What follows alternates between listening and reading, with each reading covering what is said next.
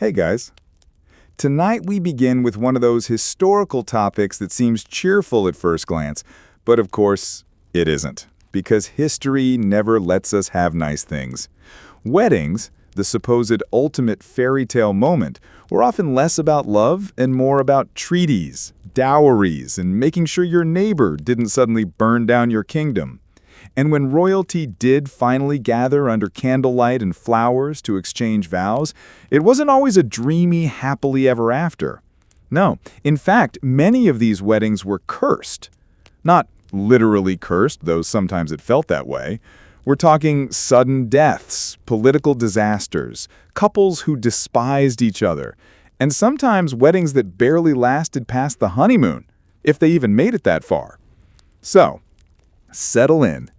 Dim the lights, maybe grab a pillow. Tonight we'll drift through some of the strangest, saddest, and most awkward royal weddings in history. And yes, of course, there will be Habsburgs, because when something goes wrong in European dynasties, odds are it's a Habsburg problem.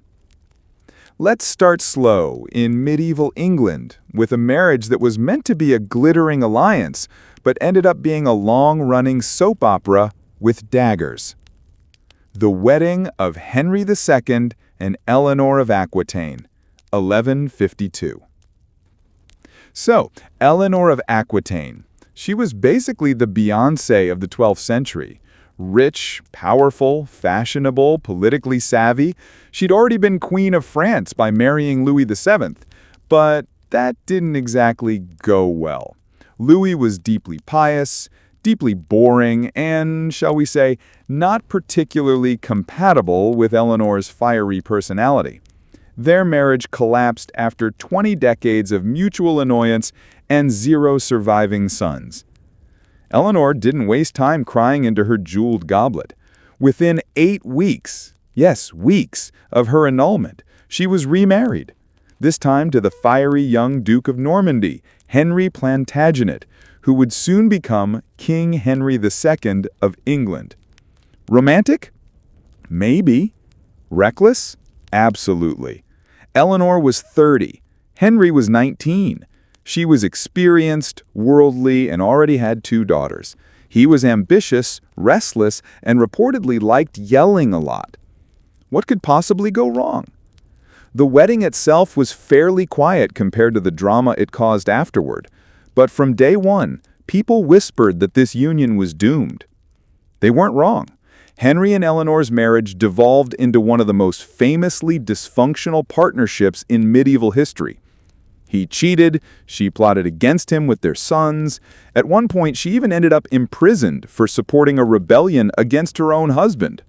Cursed wedding? You bet. Though, to be fair, it gave us some excellent medieval soap opera content. Now, let's float forward a few centuries to Renaissance Florence, where the Medici family thought a wedding would fix their public image. Spoiler, it didn't. The wedding of Giovanni de' Medici and Madeleine de la Tour d'Auvergne, 1518. The Medici family loved 2 things: money and proving to everyone else that they were just as legitimate as old European nobility. Giovanni de' Medici, better known as Lorenzo de' Medici's grandson, scored himself a political jackpot: marriage to Madeleine de la Tour d'Auvergne, a French noblewoman.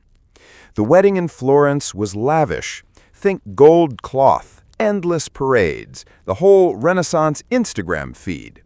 It was supposed to cement ties between the Medici and the French crown, but almost immediately, things went wrong. For one, Madeleine was already fragile in health, and Florence wasn't exactly known for its clean air or lack of plague outbreaks. Within a year, she was dead. Giovanni didn't get much better luck. He became Pope Clement VII, which sounds glamorous, but he also became the Pope who had to deal with Henry VIII's divorce mess, Martin Luther's Reformation, and, oh right, Rome literally being sacked in 1527. As for the happy couple, their one surviving child was Catherine de' Medici, who went on to become Queen of France and spend her life navigating wars, conspiracies, and being accused of poisoning half the French court. So yes, cursed is about right. From Renaissance Florence, let's gently drift northward to Scotland, where weddings were less champagne and roses and more political hostage situations. The wedding of Mary, Queen of Scots, and Lord Darnley, 1565. Mary, Queen of Scots, really knew how to pick them. Her second marriage to Henry Stuart, Lord Darnley, was, let's say, not the best choice. At first, it looked promising. Darnley was tall, handsome, and, crucially, also had a claim to the English throne. Together, they were supposed to be a glamorous power couple, a Tudor-Scottish super-alliance. Instead, Darnley quickly revealed himself to be arrogant, entitled, and prone to drunken tantrums. Think less Prince Charming, more frat boy who inherited a crown. The wedding was filled with pomp, but whispers already circled that Darnley's ego was larger than his political usefulness. Within months, he was demanding more power. Within a year, he was conspiring against Mary. And not just conspiring, he literally helped orchestrate the brutal murder of her secretary, David Rizzio, right in front of the pregnant queen. Romantic, right? The marriage collapsed in record time. Darnley himself was mysteriously murdered, his house exploded, and his strangled body was found in the garden. Subtle. Mary was implicated, married his suspected killer, and eventually lost her throne. If cursed weddings were an Olympic sport, this one would take the gold. At this point, let's pause for a sip of metaphorical tea, because our next wedding involves actual tea. Or at least the British Empire that loved it. The wedding of George IV and Caroline of Brunswick, 1795. George IV, Prince of Wales, later king, was the kind of royal you definitely wouldn't invite to your dinner party. He was extravagant, perpetually in debt, and mostly occupied with food, fashion, and mistresses. Naturally, Parliament insisted he marry someone respectable to produce heirs. Enter Caroline of Brunswick, a German princess chosen mainly for her family connections.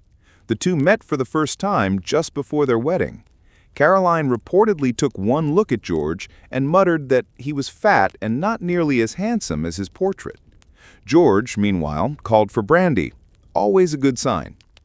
The wedding itself was a disaster. George was so drunk he had to be propped up during the ceremony. He even reportedly passed out in the fireplace afterward.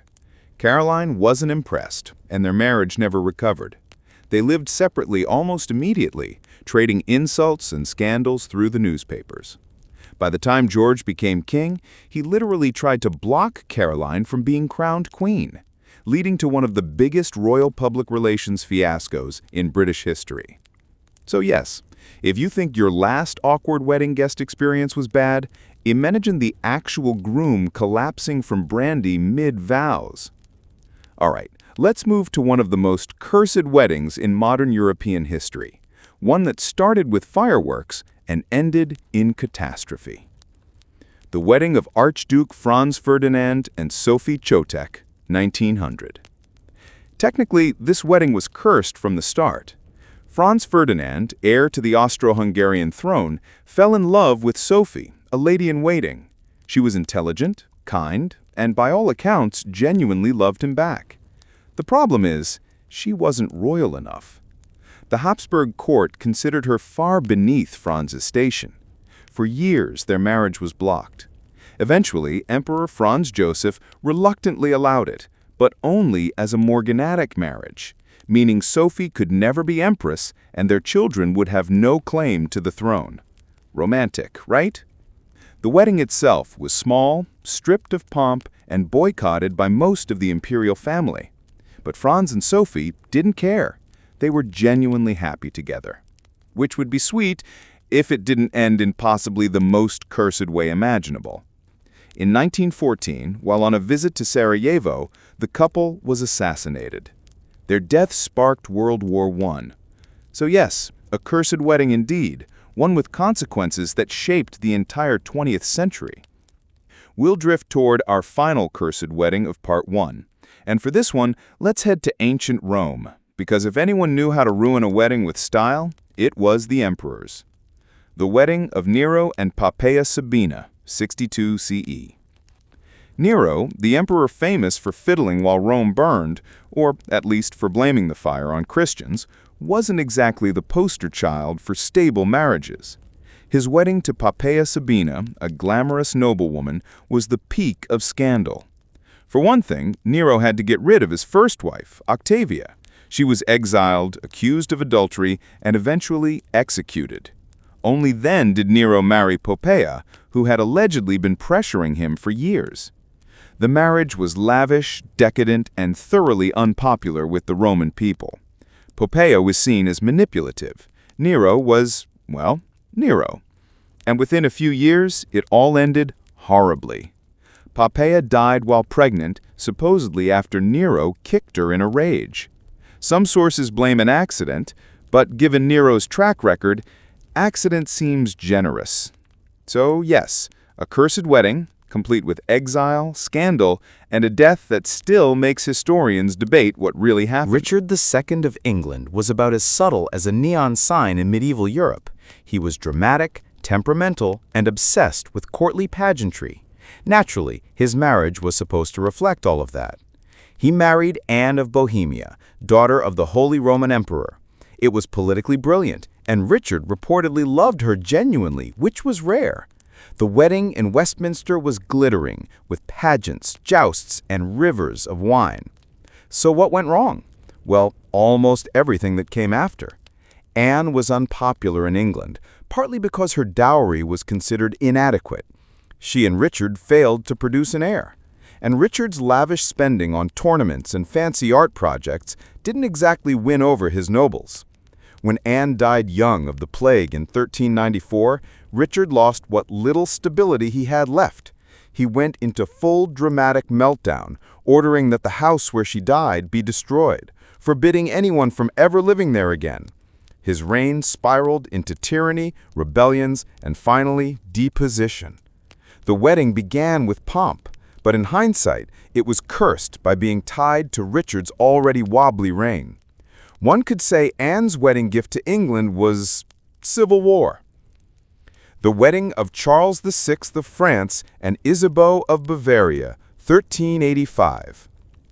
If Richard II was dramatic, Charles VI of France was tragic. He married Isabeau of Bavaria at the tender age of 17. The wedding was grand, complete with the usual medieval bling, velvet, jewels, a feast for thousands. But here's the thing. Charles VI is better remembered as Charles the Mad, not because of court gossip, but because he literally went insane during his reign. He would have violent, psychotic episodes, sometimes forgetting who he was, sometimes believing he was made of glass. Yes, glass. He insisted no one touch him, fearing he would shatter. Isabeau suddenly found herself managing a kingdom, a court, and a husband who thought he might break if hugged too hard. Their marriage, unsurprisingly, was strained. Rumors swirled that she took lovers. Factions at court fought over who controlled the crown. And their children? Some grew up to be pawns in the 100 Years' War. So, cursed? Yes. Imagine expecting a fairy tale French wedding and ending up with your husband running around forests believing he's a fragile vase. The wedding of Joanna of Castile and Philip the Handsome, 1496. This one is almost Shakespearean. Joanna of Castile, later nicknamed Joanna the Mad, was married off to Philip of Habsburg, also called Philip the Handsome. Spoiler, he was handsome. Less spoiler, he was also a terrible husband. The wedding was celebrated in grand Burgundian style, and to Joanna, it was love at first sight. Unfortunately, Philip was more interested in mistresses, drinking, and showing off his hair. Joanna became obsessively jealous, which only made him flaunt his affairs more. When Philip died suddenly at just 28, Joanna's grief went full Gothic. She reportedly refused to let his body be buried, traveling across Castile with his coffin and opening it to kiss him. Whether she was truly insane or just devastated is still debated. But either way, her marriage cursed her with the nickname that defined her life, Juana la Loca. A wedding that began with pomp and pageantry ended with rumors of a queen wandering by torchlight clinging to a rotting coffin. That's less royal romance and more horror bedtime story. Now, Christina of Denmark is one of my personal favorites. She had the kind of dark wit you rarely see in history. But her first marriage? A disaster. At just 11 years old, yes, 11, she was married to Francesco II Sforza, Duke of Milan. The wedding was a Habsburg political deal meant to cement control over Italy. Naturally, it wasn't much of a marriage. Francesco was sickly, incapable of producing heirs, and died within 2 years. Christina was left a widow at 13, a literal teenager in mourning black, already considered damaged goods by the politics of the time. Years later, when Henry VIII of England went bride hunting after beheading a wife or two, Christina was suggested as a candidate. Her response? If I had 2 heads, one should be at the King of England's disposal. Iconic. But still, her first wedding was as cursed as they come, forced, loveless, and ending before she even hit her teenage years. The wedding of Peter III of Russia and Catherine the Great, 1745. All right, this one is legendary. Peter III of Russia was not exactly emperor material. He was immature, obsessed with playing with toy soldiers, and, according to gossip, not particularly interested in his wife. Catherine, on the other hand, was brilliant, ambitious, and more than ready to rule. Their wedding was glittering, with Russian Orthodox pomp, golden icons, and all the vodka you could want. But the marriage itself? Pure disaster. Peter openly insulted Catherine, ignored her politically, and allegedly preferred spending nights drunk with mistresses or just playing with his toy army. Catherine, realizing her husband was a liability, quietly built alliances. Eventually, she staged a coup. Peter was overthrown, imprisoned, and conveniently died shortly after. Catherine, of course, became Catherine the Great, one of Russia's most formidable rulers. So yes, their wedding was cursed for Peter. For Catherine, it was the launchpad to greatness. Sometimes the curse just picks a side. The wedding of Louis XVI and Marie Antoinette, 1770. Ah yes, the doomed power couple of French history. Their wedding was supposed to unite France and Austria, heal old wounds, and usher in an era of prosperity. Instead, well, we know how it ended. Revolution, guillotine. If ever a wedding deserved the cursed label, it was this one. Imagine your big day being overshadowed by a stampede, and your honeymoon by decades of scandal and political collapse. The wedding of King Zog of Albania and Countess Geraldine Apponyi, 1938. Now, here's a modern one, and it reads like a tragic romance novel. King Zog I of Albania, yes, that was his actual name, Zog, married Countess Geraldine, a Hungarian noblewoman. She was called the White Rose of Hungary, and their wedding was celebrated with all the glamour a small Balkan kingdom could muster. But just 3 days after the wedding, Albania was invaded by Mussolini's Italy. 3 days. The couple fled the country, never to rule there again. Geraldine gave birth to their only son in exile. King Zog spent the rest of his life trying and failing to reclaim his throne.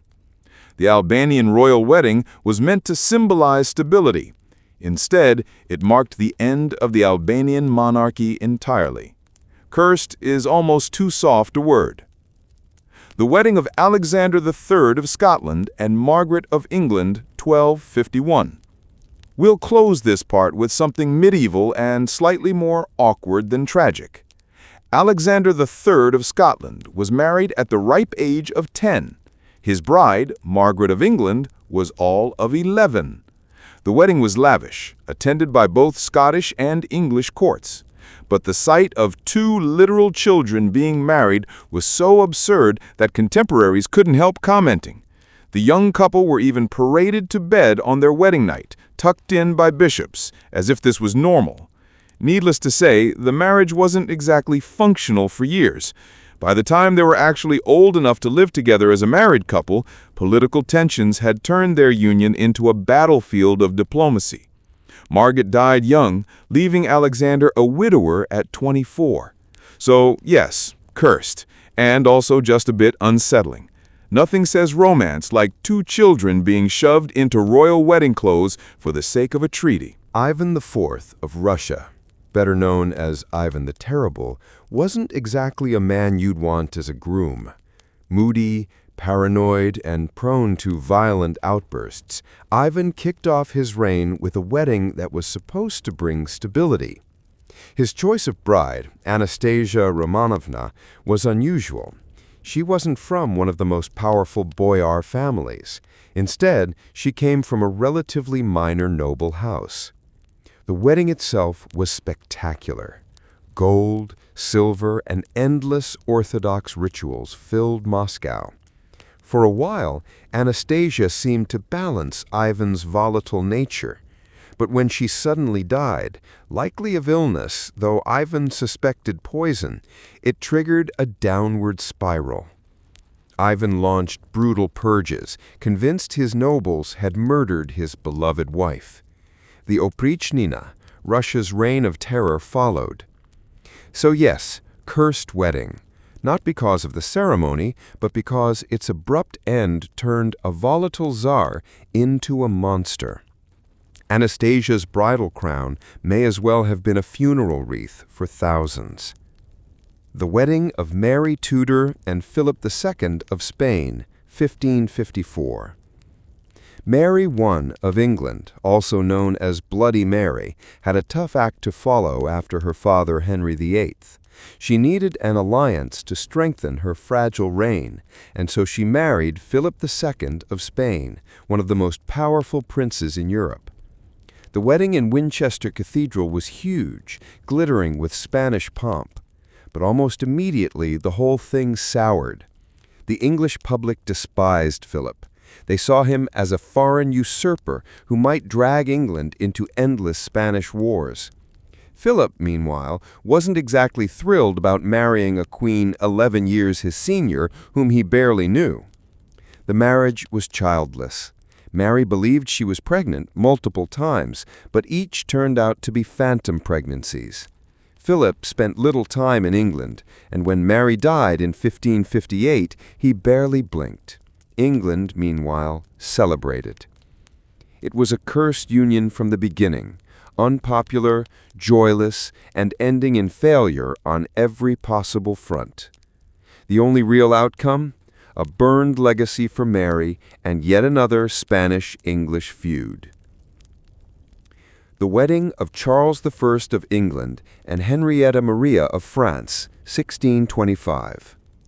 Charles I, the doomed king who would eventually lose his head in the English Civil War, began his reign with a wedding that already had warning bells. He married Henrietta Maria of France, a Catholic princess, in a Protestant kingdom still licking its wounds from the Reformation. The wedding ceremony was performed by proxy in Paris. Charles didn't even attend. Henrietta was escorted to England, where she was supposed to win hearts and symbolize unity. Instead, the English despised her. She was foreign, Catholic, and strong-willed. 3 strikes in a kingdom already wary of papist conspiracies. Charles, meanwhile, was stubborn and obsessed with divine right. Their marriage was tense from the start, marked by arguments, political interference, and public suspicion. Though they eventually grew closer personally, the damage was done. Their union symbolized everything that divided England. And when Charles was executed in 1649, Henrietta Maria was branded a foreign corrupter of the king. Cursed? Absolutely. This was a wedding that united 2 people, but divided a kingdom. All right, this is a strange one. Christina of Sweden was famously eccentric, intellectual, cross-dressing, and deeply uninterested in marriage. But in 1649, she staged what can only be described as a non-wedding.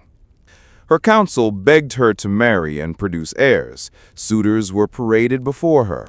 Princes, dukes, the usual royal Tinder swipes. Christina entertained the idea long enough to plan negotiations with Charles Gustave, her cousin, but instead of going through with it, she called it off, dramatically, publicly, and permanently. The curse here wasn't in a literal wedding, but in the endless diplomatic fallout of her refusal. Sweden's nobles were furious, alliances were shattered, and Christina ended up abdicating the throne entirely, converting to Catholicism and moving to Rome, where she became one of the most scandalous figures of her age. A royal wedding that never happened, but still managed to be cursed.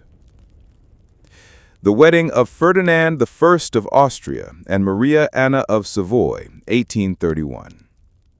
Let's check in with the Habsburgs, because no list of cursed unions is complete without them. Ferdinand I of Austria, known as Ferdinand the Benign, was emperor in name but not in health. He suffered from severe epilepsy, hydrocephalus, and developmental delays. His wedding to Maria Anna of Savoy was intended to stabilize the empire. She was pious, dutiful, and willing to accept the match. The ceremony, held in Vienna, was grand. But the reality, Ferdinand's health made married life nearly impossible. Rumors spread that the marriage was never consummated, though Maria Anna remained loyal to him throughout. Ferdinand's reign collapsed during the revolutions of 1848. He abdicated in favor of his nephew, Franz Joseph. Maria Anna lived quietly in Prague, essentially as a widow to a husband still alive but dethroned. It wasn't a scandalous cursed wedding. It was a sad one, a glittering ceremony that bound two people in a union defined by illness, frustration, and a dynasty desperate to pretend everything was fine. The wedding of Alfonso VIII of Castile and Eleanor of England, 1170. Sometimes cursed weddings weren't about the couple themselves, but about the chaos they unleashed. Alfonso VIII of Castile married Eleanor, daughter of Henry II of England, and Eleanor of Aquitaine. The wedding was strategically brilliant. It tied England and Castile together, bringing prestige and legitimacy. But the curse, their daughter, Blanche of Castile, grew up to marry Louis VIII of France, which eventually meant their grandson was none other than Louis IX, Saint Louis. Sounds great, right? Except Blanche's iron grip over French politics fueled conflicts, rebellions, and generations of messy Capetian family drama. In short, the wedding cursed not the bride and groom, but their descendants. A reminder that sometimes a wedding gift is just a ticking dynastic time bomb. Now for something Byzantine, because if anyone knew how to do cursed weddings, it was Constantinople. Justinian II had already had one disastrous reign, which ended with him being overthrown and mutilated, his nose cut off. Most people would retire quietly after that. Not Justinian. He escaped exile, raised an army, and reclaimed his throne. And then, of course, remarried. His new bride was Theodora, a princess from the Khazar steppe. The wedding was meant to symbolize Justinian's fresh start, a golden second chance. Instead, his second reign was just as tyrannical as the first. He was overthrown again, executed this time, and his dynasty erased. Theodora vanished into obscurity. Her wedding was supposed to make her empress of the greatest city on earth. Instead, it left her a widow in a crumbling empire. That's Byzantine romance for you. Lots of incense, even more blood. The wedding of Napoleon Bonaparte and Marie-Louise of Austria, 1810. We all know Napoleon wasn't exactly subtle. After divorcing Josephine, his great love but politically useless partner, he married Marie-Louise of Austria, the teenage daughter of the Austrian emperor. The wedding was grand, staged to show Napoleon as Europe's new monarch. Marie-Louise was shy, homesick, and frankly terrified of him. Napoleon, meanwhile, treated the match as a dynastic business deal. The curse here came in layers. Yes, Marie-Louise bore him an heir, the King of Rome, but Napoleon's empire collapsed almost immediately afterward. Within 5 years, he was in exile, and Marie-Louise had abandoned him, preferring a quiet life and a new lover in Italy. So much for the empire's great wedding. It produced a child who would die young, a dynasty that never materialized, and a legacy of awkward portraits of a bride who looked like she wanted to be anywhere else. The wedding of Ludwig II of Bavaria and Sophie Charlotte, 1867, that never happened. Let's end this part with one of history's strangest non-weddings. Ludwig II of Bavaria, the so-called fairy tale king, was famous for castles, swans, and operas. He was also deeply uninterested in marrying, but under pressure, he became engaged to Sophie Charlotte, a duchess. The wedding was arranged, the plans made, the dresses designed, and then Ludwig simply refused to go through with it. He delayed and delayed. Finally, the engagement was broken off. The curse here was Ludwig's reputation. Already considered eccentric, this fiasco cemented him as unfit for rule. Within years, he was declared insane, deposed, and mysteriously drowned in a lake.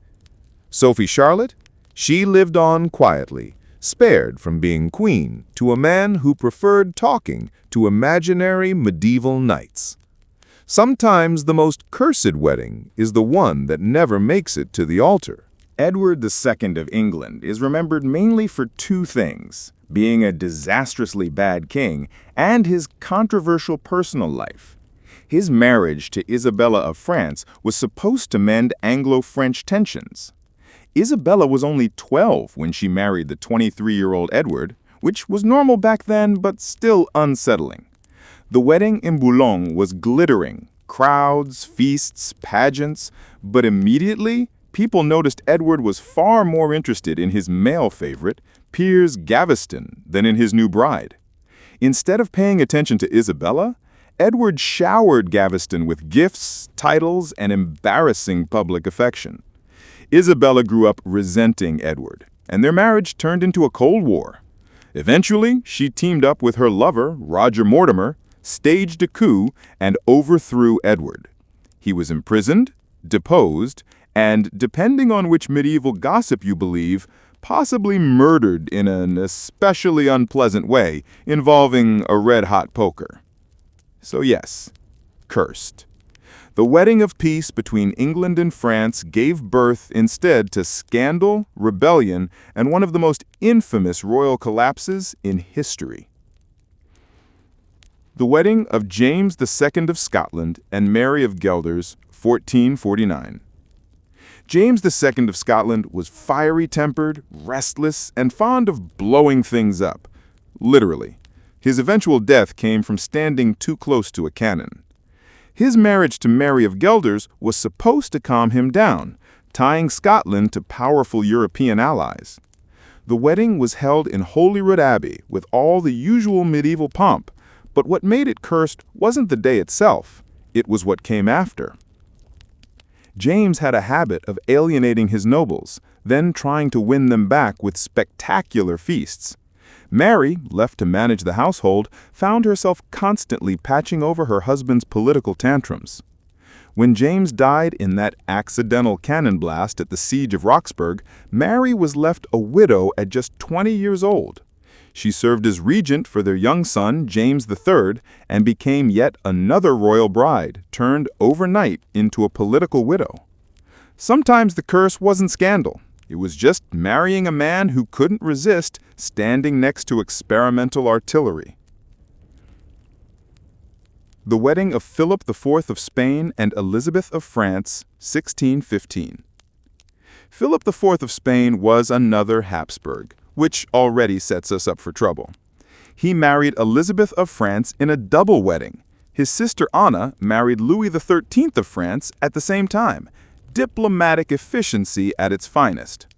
The weddings were meant to unite France and Spain, Instead, they bred mistrust, jealousy, and constant rivalry.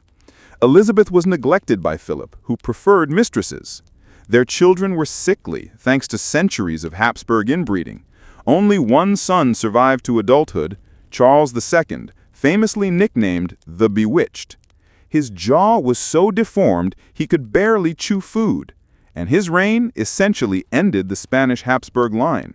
So yes, cursed.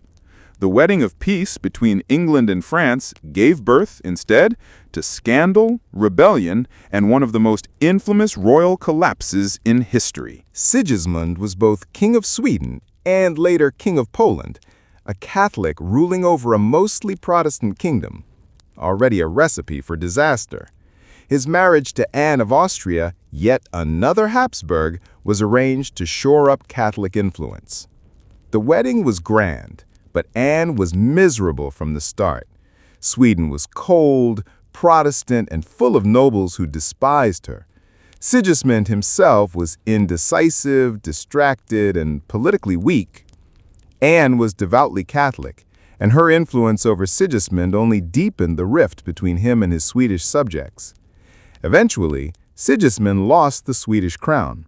The union brought nothing but religious strife and political instability. Anne died young, and Sigismund ended his life bitter, exiled from the country that had once been his kingdom. A cursed wedding that turned into yet another reminder that forcing Catholic Habsburg brides onto Protestant thrones was rarely a good idea. The wedding of Pedro I of Brazil and Leopoldina of Austria, 1817. Not all cursed weddings ended in immediate death or disaster. Some just dragged on in decades of misery. Princess Leopoldina of Austria married Pedro, the first emperor of Brazil. She was intelligent, musical, and genuinely invested in making Brazil stable. Pedro was not. He was impulsive, unfaithful, and uninterested in Leopoldina's well-being. The wedding in Vienna was gorgeous, filled with music, diplomacy, and hope. But once in Brazil, Leopoldina found herself sidelined, watching her husband parade mistresses in public. Her health deteriorated, her pregnancies were difficult, and her political influence dwindled. In 1826, during yet another pregnancy, she died at only 29.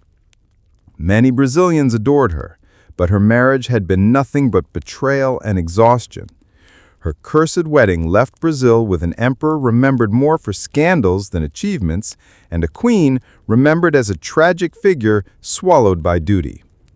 The wedding of Emperor Claudius and Agrippina the Younger, 49 CE. Now, let's swing back to Rome, because they never disappoint. Emperor Claudius, older and somewhat gullible, married his niece Agrippina. Yes, his niece. Roman marriage laws were stretchy like that. The wedding shocked many Romans, but Claudius justified it as necessary for dynastic stability. Agrippina was ambitious, calculating, and not above poisoning a rival or two. Their marriage secured her son Nero as heir. And we all know how that ended. Agrippina dominated Claudius, then allegedly poisoned him to get Nero on the throne. Nero repaid the favor by eventually having his mother murdered. So, yes, their wedding may have been decadent, but it cursed Rome with the reign of Nero. Which is like getting a blender as a wedding gift, only to discover it explodes every time you try to use it. Let's circle back to that double wedding between France and Spain, because the French side was just as cursed. Louis XIII, shy and awkward, was married at 14 to Anne of Austria, who was only 13. Neither of them had any idea what they were doing. The wedding was glamorous, but their married life was a disaster. Louis avoided Anne, preferring his male favorites. For 20 years, they had no children. Court gossip blamed her, mocked her, and called her barren. Eventually, they did produce heirs, most famously Louis XIV, the Sun King, but only after decades of tension. Anne's loneliness was legendary. She became a deeply pious, isolated queen, caught between a husband who didn't care and a court that resented her. The curse here was the sheer emptiness of their union. A marriage that should have symbolized peace instead created decades of scandal and suspicion. The wedding of Charles IV of Spain and Maria Luisa de Parma, 1765. Charles IV wasn't exactly the brightest monarch Spain ever had. His wedding to Maria Luisa de Parma was supposed to stabilize the Bourbon dynasty. Instead, it turned into one of the most ridiculed royal marriages in Europe. Maria Luisa was accused of being domineering, shrill, and scandalous. Charles was mocked as a weak, indecisive king. Their marriage produced a large brood of children, but gossip swirled constantly that many of them weren't Charles's. By the time Napoleon invaded Spain, Charles and Maria Luisa were so unpopular that their abdication was cheered. Their wedding cursed not just their marriage, but the Bourbon monarchy itself, paving the way for chaos and Napoleonic rule. And finally, we can't resist circling back to England's favorite groomzilla, Henry VIII. His fourth marriage to Anne of Cleves was arranged for political reasons. Henry wanted an alliance with Protestant German princes, so he agreed to marry Anne sight unseen. When she arrived in England, Henry took one look at her and declared she was unattractive, which was rich considering Henry at this point was obese, gout-ridden, and perpetually grumpy. The wedding went ahead anyway, but Henry sulked through the entire thing. He refused to consummate the marriage and annulled it after just 6 months.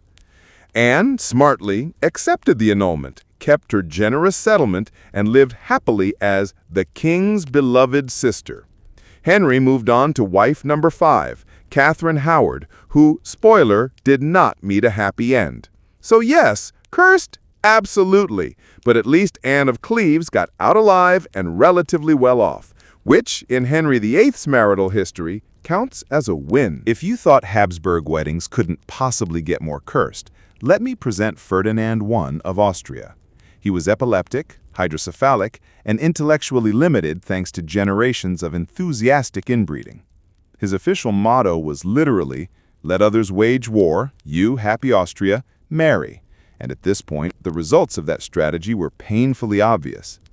In 1831, he married Maria Anna of Savoy, a kind and dutiful princess who had the unenviable task of becoming his wife. Their wedding was properly glittering, with all the pomp Vienna could muster, but the marriage was awkward. Ferdinand had frequent seizures and was incapable of fathering children. Maria Anna was relegated to nursemaid more than queen. The curse here wasn't violence or scandal, it was a union designed to look stable but doomed by biology. Their childless marriage highlighted the genetic dead end the Habsburgs had created, and within a generation, their empire was on its last legs. The wedding of Peter III of Russia and Catherine, the future great, 1745. Now, cursed doesn't always mean tragic for both parties. Sometimes it's tragic for one and very, very convenient for the other. When Peter III married Catherine of Anhalt-Zerbst, she was a teenage German princess with little money but a sharp brain. He was awkward, unstable, and obsessed with playing with toy soldiers in bed. Their wedding was ceremonial splendor, but their married life was humiliating. Catherine was neglected, mocked, and left in icy isolation at court. But Catherine used the time wisely. She read, she learned Russian, she built alliances, and when the opportunity came, she overthrew her husband in a coup and crowned herself Catherine the Great. Peter, meanwhile, died in custody, probably murdered. So yes, cursed for him. For Catherine? Honestly, it worked out great. Proof that sometimes the curse doesn't stick to both halves of the couple.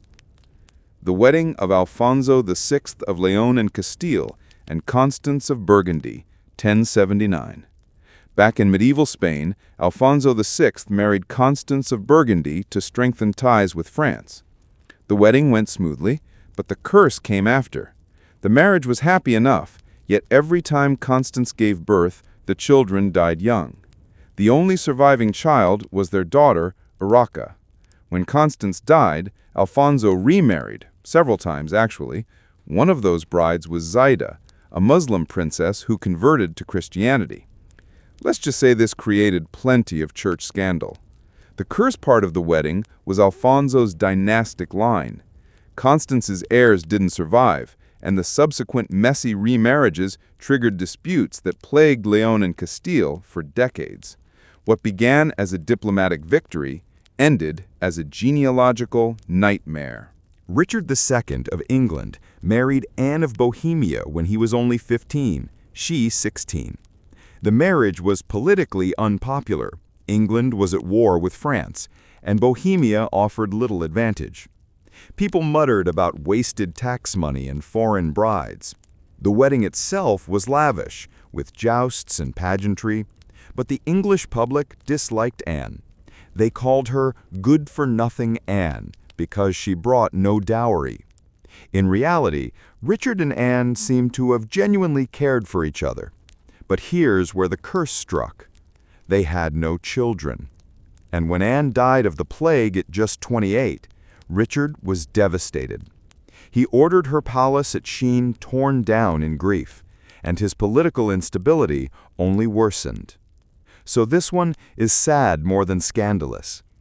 A wedding cursed not by feuds or bloodshed, but by sheer misfortune and infertility. The wedding of Christina of Denmark and Francesco II Sforza, 1533. The Renaissance gave us plenty of glittering weddings and plenty of toxic ones. Christina of Denmark was married at just 11 years old to Francesco II Sforza, Duke of Milan. He was in his 30s, frail and chronically ill. The wedding was more about Habsburg control of Italy than about Christina's well-being. Fortunately for her, Francesco died only 2 years later, leaving her a widow at 13. She later famously rejected King Henry VIII's proposal, saying she'd only marry him if she had 2 heads. So her first wedding? Cursed. Her second act? Far more impressive. Sometimes curses end up opening escape hatches. The wedding of Charles VIII of France and Anne of Brittany, 1891. France wanted Brittany. Brittany wanted independence. Enter Anne of Brittany, who had been engaged, betrothed, and shuffled between more suitors than she could count. In 1491, Charles VIII of France literally besieged her city and forced her to marry him. The wedding, in terms of military intimidation, was a success. But the marriage itself was cursed. They had 7 children, none of whom survived infancy. Anne watched one baby coffin after another carried out of her chambers. When Charles died young from walking into a door frame, yes, really, Anne was free to remarry. But the string of dead children haunted her legacy. The curse wasn't the ceremony, but the endless funerals that followed. This union was a straightforward attempt to bind Austria and Aragon together. But Isabella, barely in her teens, was shipped to Austria against her will. The wedding was cold, the climate harsher than she was used to, and Isabella quickly fell ill. She died within a year of arriving. It was less a cursed marriage than a cursed export, a young bride who never had a chance to live, much less rule. Medieval diplomacy at its grimmest. The wedding of Gustav III of Sweden and Sophia Magdalena of Denmark, 1766. Now here's one that feels like a soap opera. Gustav III of Sweden married Sophia Magdalena of Denmark in a union designed to calm the Nordic rivalry. But Gustav was more interested in theater, fashion, and his circle of male companions. Sophia was shy and pious. Their wedding night was so awkward that the marriage went unconsummated for years. Court gossip exploded. Pamphlets circulated mocking the couple's cold bed. Finally, after years of pressure, Gustav arranged for a trusted friend to essentially coach him into fathering an heir. Yes, it was that awkward. The curse here was less tragic and more humiliating, a dynastic union that turned into one of Europe's favorite courtroom jokes. The wedding of Louis XVI and Marie Antoinette, 1770. And of course, we can't skip the most infamous royal wedding of all. The 15-year-old Marie Antoinette of Austria married the 16-year-old Louis XVI of France in a glittering Versailles ceremony that lasted days. Fireworks, feasts, rivers of wine, it was all there. The curse, however, was written into history. The marriage was unconsummated for 7 years, sparking ridicule.